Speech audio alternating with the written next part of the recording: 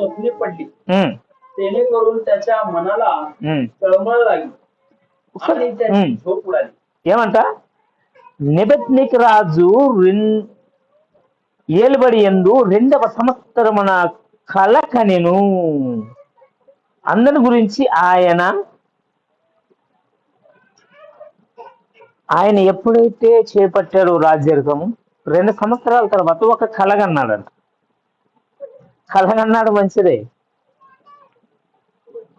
ఆ కళ భావము చెప్పమని చెప్తున్నాడు. ఎందుకంటే ఇప్పుడు మనకు ఎన్నో కళలు వస్తాయి, వాటి గురించి ఎవరికి తెలియదు. ఈ ప్రధానమంత్రులకు రావచ్చు, ముఖ్యమంత్రులకు రావచ్చు, ఇప్పుడు అంత లేదు. అప్పుడు అలా కాదు. ఏదైనా కళ కంటే దానికి ఏమి ఉద్దేశం అని చాలా మందిని పిలిపించుకొని చెప్పించుకునేవారు. ఈయన కూడా అలాగే అంటున్నాడు. నెబెద్నెక్ రాజు తన ఏలుబడి యందు 2వ సంవత్సరమున కల కనెను. అందుని గురించి ఆయన మనసు కలతపడగా తనకు నిద్ర పట్టక ఉండెను. ఒక కలగన్నాడు, అసలుగా నిద్ర రాలేదంట కళ చూసినాక. ఇది ఇంకొక విచిత్రం ఏంటంటే ఏదైతే కలగన్నాడో ఆ కళను మర్చిపోయాడు. ఇది విచిత్రం.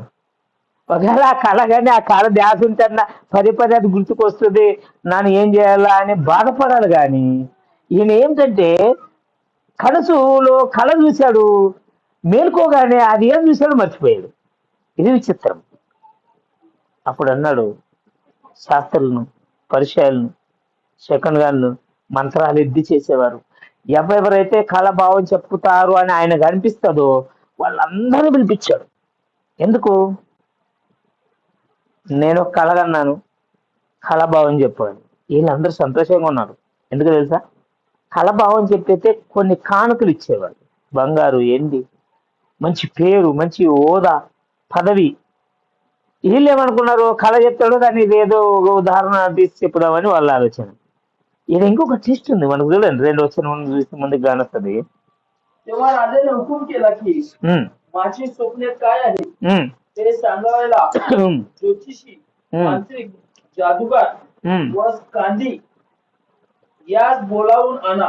मग ते सर्व राजासमोर हजर आले. ఏమంట? కాగా రాజు తన కనిన కళను తనకు తెలియజెప్పుటకు శకునగాళ్ళను, గాఢ విద్య గలవారును, మాంత్రికులను కలిలైన పిలువనంపించరని ఆజ్ఞేయగా వారు వచ్చి రాజు సముఖమున నిలిచిరి. ఎవ్వెవరు మేము శాస్త్రులు, మేము మంత్రాలు